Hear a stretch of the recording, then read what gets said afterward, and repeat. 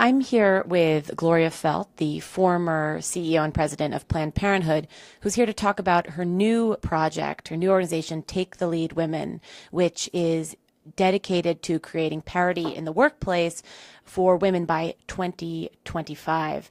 Very ambitiously aims to empower these women to use their own tools to get them there. And I'm Sarah Maslin Nir. I am a reporter with the Metro section here to answer your questions, as is Gloria. So take it away, Gloria. Tell us about yourself. Thank you, Sarah. I'm just thrilled to be here. What can I tell you about myself? I'm so eminently Googleable that I sort of forget. What should I tell people? I'm going to start and work backwards because I had actually I failed retirement a few years ago, and I was writing books at the time. I had a wonderful 30-year career with Planned Parenthood, which I'll go backwards and tell you about. But I had always wanted to be a writer since I was 5 years old. I carried my little pen and pad around, and I wrote little stories, and that's what I thought I wanted to do before life intervened. And so that's what I was going to do with the rest of my life. It was going to be quiet and calm and, just kind of an easy life.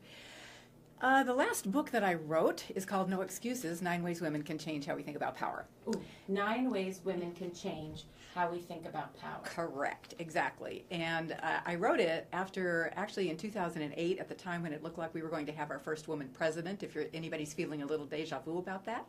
And Elle Magazine asked me to write an article about women running for office.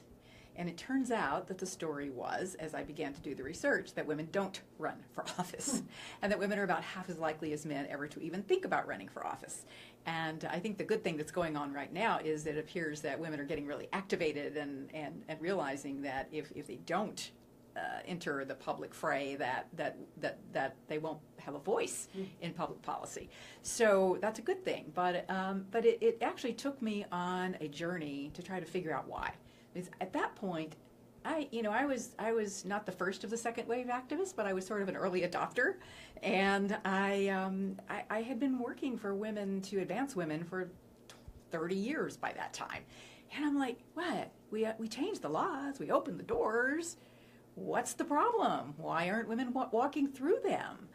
And it just did not make sense to me, and so I went into a deep study of why, and I found that it was the same in every sector. The same issues, the same dynamics were holding sway in corporations, even in nonprofits. And Gloria, what are those dynamics that are preventing women from taking the lead? There is a culturally learned ambivalence around power, and the result of that is that women often have less intentionality. I'll give you an example. When I was doing that article, I talked to the heads of about a dozen organizations that help women run for office. Now, do you know any like that help men run for office? No, they don't. They don't need to do that. And they all said to me, as though they were reading from a script, they said, a man will get up in the morning, he'll look at himself in the mirror, and he'll say, I believe I'll run for Senate. And he won't question whether he's entitled, whether he's capable, or anything else. A woman will say, maybe I better take a course. Maybe I better work in a campaign. Maybe I better do this, that. And by the time she finally runs, if she runs, excuse me, she's already got an incumbent to deal with. And the man is the incumbent, and it's hard to defeat an incumbent. And then I learned that women are far less likely than men to raise their hands and say, I want that promotion. Oh. And that when you look at the disparity in pay, that everybody knows the pay gap numbers. Everybody knows that women make about 20% less than men, right? Well, it turns out that women value their own work about 20% less than they value other people's work. And these are studies. People say, I value my, wow. Yes, exactly, yes. Some of these were done by Carnegie Mellon professors Linda Babcock and Sarah Lashover, and they wrote a book called Women Don't Ask. And then they wrote a second book called Ask, to try to help women learn the skills to ask. Because, as my father used to say, she who asks gets. And so I realized that these are learnable, teachable skills. And I decided that I would devote the rest of my life to teaching women those skills. And the people then started asking me to do workshops using what I had written in No Excuses, and la la la la la, it became Take the Lead. So, a perfect segue with those workshops. Let's do a little workshop here. We have a question from, pardon me if I'm pronouncing your name wrong, Alaker Marshall Peltonen. I'm sorry if that was butchered. How can women make headway in newsrooms to make it to editor positions? I feel like that was a ringer. I like that question. That's a great question. I think the way women make headway anywhere is first to be clear about what your own intention is. And that's where owning one's power comes in. The second thing, I have an exercise that I do with people when I do the workshops, which is called points of power. Just take a piece of paper. You don't need to, just take a piece of paper and list 3 to 5 points of power that you have. What are the assets that you bring? And start really concentrating on those and make sure other people see them and know them. And have those discussions with your supervisor. Make sure that he or she knows what your intention is. And I distinguish between intention and ambition, by the way. I mean, like, you really, with intention, you know you're entitled to it. You know that's what you want. With ambition, it's kind of more fuzzy. So let's do that together. Give me 3 to 5 of your points, your own, Gloria. Me? Myself? Well, oddly enough, what I learned about myself, again, this was not something I had planned to do, but so I'll go backwards again to your first question. I serendipitously was offered my first position with Planned Parenthood in a small, almost new affiliate in West Texas. And it was 1974, and I knew nothing. I knew nothing about this. But my first point of power is that I'm inclined to just say yes. I'm inclined to, that sounds interesting. I believe I'll try that. And so that for me has been a superpower, I guess you would say, throughout my life, is being willing to just try it. The second point of power that it turned out I had that I didn't know I had is that I would have never realized that I had the mind of a CEO in a way, in that I was willing to, I guess you could say this is courage. I mean, I was willing to take any level of responsibility in order to have the opportunity to see if I could get something done, to see if I could lead an organization, to see if I could put the resources together to get something done.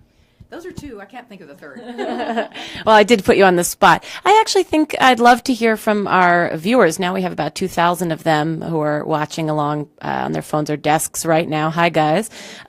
What are your points of power? Let's put some in, and I will read them to Gloria, and we can talk about them. Once again, if you're just joining us, I'm with Gloria Feldt, who has an organization after a storied career called Take the Lead Women, which empowers women to gain parity in the workplace with the goal of complete parity by 2025.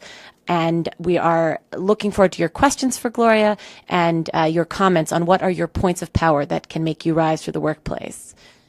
As you're doing that exercise for yourself, I'll tell you, you're using my power tool number 3, which is use what you've got. Because usually what you need to get anything done is there if you have the vision to be able to see it and the courage to use it. And very often we have strengths we don't realize we have.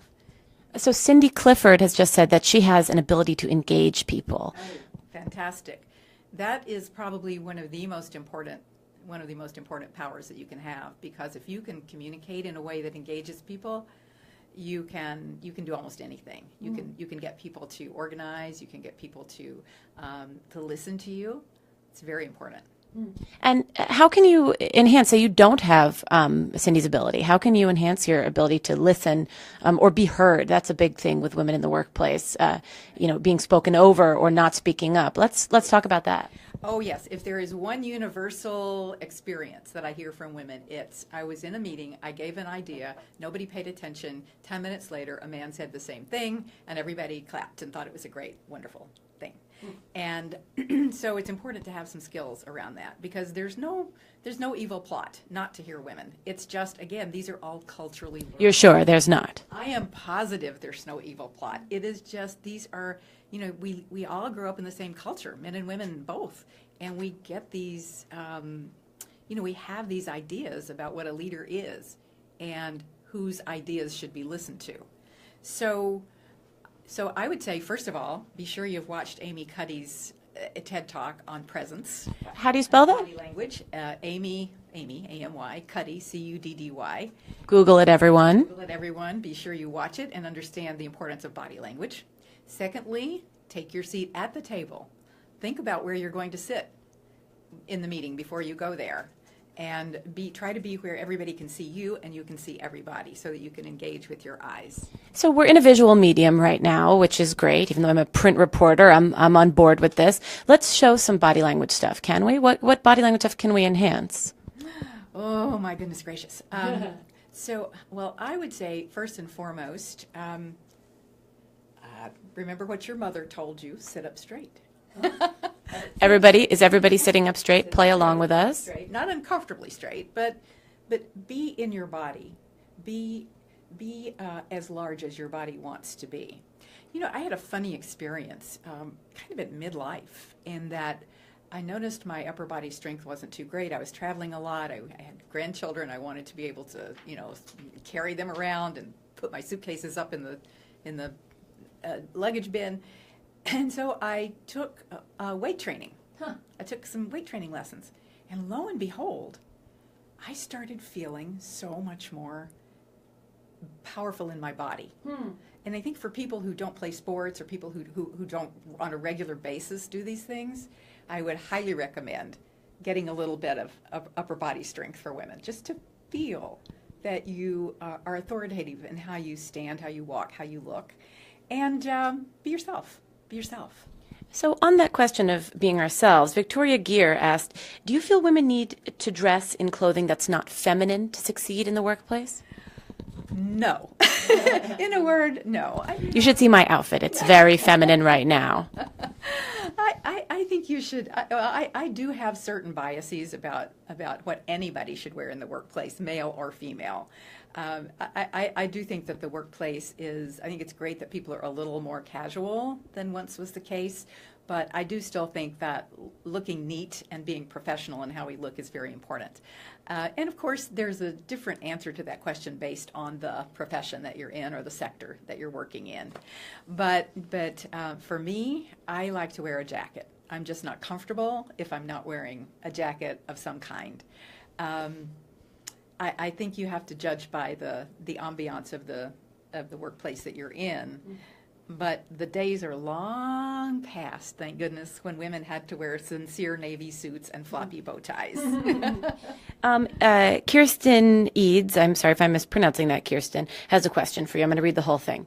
Gloria, how are women supposed to keep up with the growing professional responsibilities while attending to the same traditional domestic responsibilities? I'm a young woman who works full-time and will be done with my bachelor's this summer. As my school's winding down, I've noticed my responsibilities as far as school and taking care of my home have become drastically overwhelming. At the same time, men are doing less and women are expected to do more. Kirsten, that is a great question, and sort of like the question du jour. How do we manage to do all of that? I think the first thing is that, again, it has to do with our intention, and I think that collectively women must have an intention of making a case that caregiving is not gendered. Caregiving is not gendered. This is going to be a huge sea change. But I think we have some allies we never had before because, young men, I'm sure, why would they do housework if they didn't have to do housework? Why would any of us do housework? I wouldn't, yeah. Really, no. Why would we? But the young men I see today, first of all, want to be part of their children's lives in a way that older generations of men, they may love their children, they may hoochie-coo the babies, but they never changed a diaper. But young men really want to be more part of that whole child raising process from the very beginning. And so, somebody's got to have the guts to have those initial conversations about, look, this is what it takes. And we need to figure out how we get this done in a way that we still have time for fun, that we still have time for relationships, that you can get your work done, I can get my work done, I can get my schoolwork done. First thing is you got to have those conversations. If the men in your life aren't carrying their load, sit down with them and divide the load up. Because nobody's going to do that. Let's face it, women just have more of a stake in making that change. So we have to, as it were, take the lead. So I'm going to just give a shout out to some of our viewers here who are commenting and ask for some more. We have a transgender woman who's commenting about her points of power. We have some men commenting about their points of power. If you're just tuning in, I'm with Gloria Feldt, who runs an organization called Take the Lead Women, which is designed to create parity within the workplace by 2025. Is that right, Gloria? And I invite our viewers here to ask questions of Gloria. How do we achieve that? How do we get there? We have some people. Sarah Kunduf is asking or speaking about. She works in a small company with mostly young men, and she finds it hard to relate to them and to network and socialize with them. They seem to be obsessed with sports and video games, which she's just not into. How do you relate? I actually found this in my workplace. Which is this place, the women don't go out for beers as much as the men do. It seems sort of a boys' club. How do you create a boys and girls club? Well, Sarah, one of the really great things that you have done is to create an old girls club. So I did. I think everyone should do that. Just find your tribe, find your people. Make sure that you have people around you who lift you up, not who tear you down, who you can really relate to. It's in a situation like that. You can, of course, if you wish, learn a few of what I call gender bilingual communication skills. Oh, I love that. Tell me. And there are again, these are all culturally learned. It's not hardwired, but it is still a fact that men get crazy if women talk in paragraphs. Ooh. And they really appreciate simple declarative sentences. I talk in novels. Hold on. Paragraphs? Wait. This is news. Come on, that's your job. That's your job. And you probably have men around here who can handle more words too. Okay. But generally speaking, men are inclined to simple declarative sentences. Now, people say to me, well, why should women have to change how they speak? Why don't we tell men to change how they speak? I will tell men the same thing, to have that understanding. But here's the deal. The group that has less power always has to understand how to speak the language of the group with more power if you want to keep ascending into getting your fair and equal share of those leadership roles and your part of the work that you want to do. So it's important, and actually it's a really good skill to have. It's just like it's a great skill to be able to speak multiple languages in general. It just puts you ahead if you understand. It's speaking across cultures, basically. It's an appreciation for diversity, and you can actually lead the men in your company to be able to understand that. And so I've actually created a whole workshop, which I call Gender Bilingual Communication. Gender bilingual communication. Love it. Yeah, it's tons of fun. It's really fun, and I do it with men and women together, and we have a great time. So I would say that. The second thing I would say is every once in a while, organize something that's not sports and not gaming that you like to do and invite the guys to come do it. Organize a dinner, organize a lunch, organize something that you want to do that brings them to your table. So this is a final question for you, Gloria, who is the head of Take the Lead Women, which is an organization, as I've said a couple times now, for those of you just tuning in or sitting around, sorry if you're bored of me, which aims for gender parity in the workplace by 2025. And my final question would be, is that possible? And what is one big step we can all take to make that happen? We have a moment, what has been called a strategic inflection moment, really. This is the first time that we have both the business case and the justice case that support having more women in leadership. Now, for me, the justice case is why I do this. I think everyone on our planet should have a fair and equal share at whatever life has to offer. So that's why I've always worked for women to have that equality. But the truth is that we now know from studies done by Ernst & Young, McKinsey, Catalyst, you name it, companies that have more women in their leadership make more money. It doesn't get better than that. The World Bank has looked at parliaments around the globe, and they have concluded that those with more women actually have a better decision-making process, are less likely to get into fights, and are more likely to walk across or work across the aisles. So this is like historic. It's a moment. I mean, it's a hugely ambitious goal, to be sure, because the most optimistic prediction is that it will take 60 years in the U.S.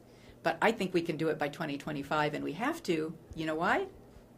Because if I could live another 60 years, I'd be happy to, but it's not likely.